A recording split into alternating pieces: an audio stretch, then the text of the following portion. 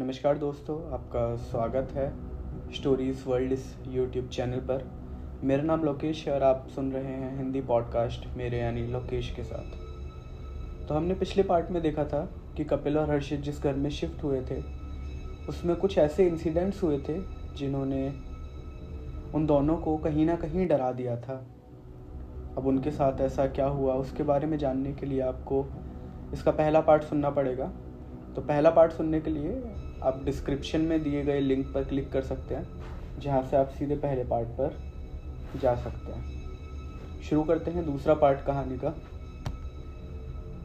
अगले दिन सुबह होने के बाद कपिल और हर्षित जाकर बिल्डिंग के गार्ड को शिकायत करते हैं कि रात को ऐसा ऐसा हुआ था उनके साथ। उनका जो फ्लैट था उस फ्लैट के डोर पे किसी ने बहुत बार आकर डोर बजाया था उनका, और जब उन्होंने चेक करा तो वहाँ से जो भी वो शख्स था वो भाग जाता है, वो वहाँ पे नहीं होता।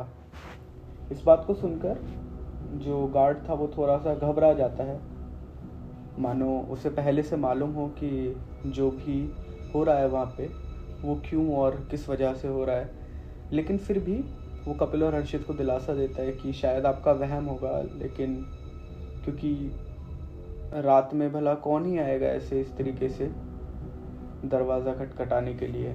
लेकिन तभी कपिल कहता है कि नहीं, वो उनका वहम नहीं था, और आप ध्यान रखो इन चीज़ों के बारे में। जो भी बच्चे हैं या कोई अगर है इस तरीके से जो शरारत कर रहा है तो उसके बारे में पता लगाओ। तो जो गार्ड था वो कहता है उनको कि ठीक है साहब, मैं पता लगा लूँगा, हम ध्यान रखेंगे। और इतना कहकर हर्षित और कपिल दोनों अपने ऑफिस के लिए निकल जाते हैं।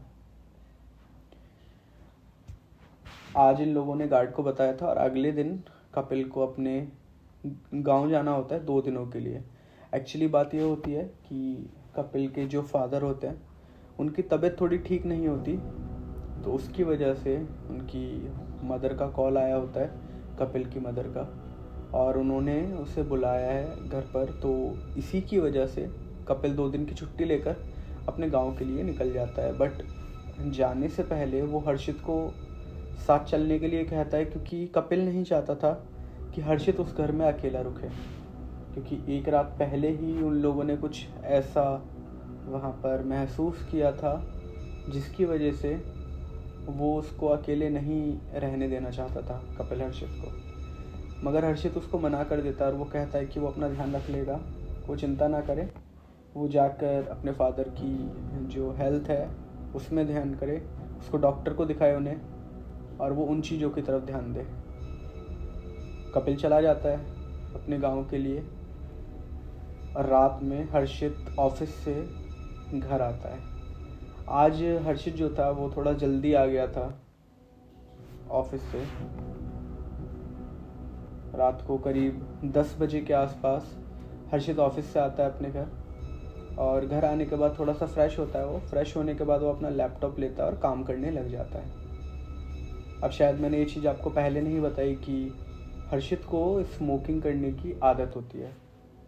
उसको स्मोकिंग करने की आदत होती है, तो वो अपने साथ में लैपटॉप के साथ अपने सिगरेट का पैकेट प्लस एक एस्ट्रे भी लेकर साथ में बैठता है, ताकि उसको दोबारा उठना ना पड़े किसी भी चीज़ के लिए। खाना उसने पहले ही खा लिया था, तो ऐसी कोई नीड नहीं थी उसकी, सब ठीक था।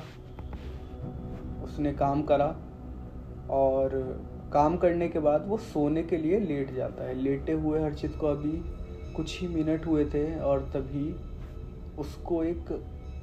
उसको ऐसा महसूस होता है कि कपिल के रूम के अंदर कोई चल रहा है। ऐसा होता है ना कभी कभी कि अगर आप घर में अकेले हो, रात का समय है, 12:30-1 बज रहे हैं रात के, और अगर कोई दूसरा इंसान भी तुम्हारे साथ है और वो दूसरा इंसान अगर दूसरे रूम में चल रहा है या कोई बाहर चल रहा है तुम्हारे घर में, तो तुम्हें फुटस्टेप्स आते हैं। उस जो भी चल रहा होता है, जो भी इंसान चल रहा होता है, उसके फुटस्टेप्स आते हैं, तुम्हें आवाज़ आती है कदमों की। तो हर्षित को ऐसा फील होता है कि जो कपिल का रूम है उसके रूम के अंदर कोई चल रहा है। अब हर्षित पहले सोचता है कि शायद उसका ये वहम होगा, क्योंकि ऑब्वियस सी बात है, घर के अंदर वो अकेला है, घर में कोई नहीं है, रात के 12:30 1 बज रहे हैं। तो कदमों की आवाज़ आखिर आ कहाँ से रही है और ये है किसकी? सबसे बड़ा सवाल था उसके लिए कि ये कदमों की आवाज़ आखिर है किसकी। उस आवाज़ की वजह से हर्षित पूरी रात नहीं सो पाता। पूरी रात उसे वो आवाज़ सुनाई देती रहती है और सुबह के करीब 4 या 5 बजे के आसपास उसकी आंख लग जाती है। और जब वो सुबह उठता है तो वो सबसे पहली कॉल अपनी मम्मी को करता है। वो अपनी माँ को कॉल करता है, कॉल करके उन्हें सब कुछ बताता है कि ऐसा ऐसा हुआ उसके साथ रात में। वो घर में अकेला था, उसका जो दोस्त है वो बाहर गया हुआ था, लेकिन फिर भी पूरी रात उसे एक कदमों की आवाज़ सुनाई देती रही। उसकी मम्मी उसको बोलती हैं कि सबसे पहला काम वो करने के लिए उसको बोलती हैं हर्षित को कि वो पहले हनुमान चालीसा का पाठ करे घर में। नहा धोने के बाद वो सबसे पहले हनुमान चालीसा का पाठ करे घर के अंदर। और वो उन्हें बताती हैं, हर्षित को बताती हैं उसकी मदर, कि वो अभी उनके गुरुजी के पास जा रही हैं और उनको बताती हैं ये सारी चीज़ें। और जैसे ही गुरुजी कुछ बताते हैं वो उन्हें कॉल करके इन्फॉर्म करेंगे।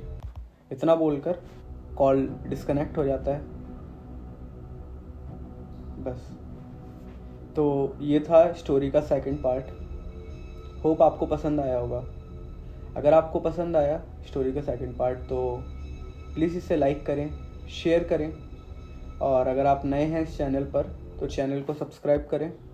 आपका एक सब्सक्राइब और एक लाइक मुझे मोटिवेशन देता है, तो प्लीज़ चैनल को सब्सक्राइब करें, वीडियो लाइक करें, शेयर करें, कमेंट करें। Thank you, good night, take care, God bless you all.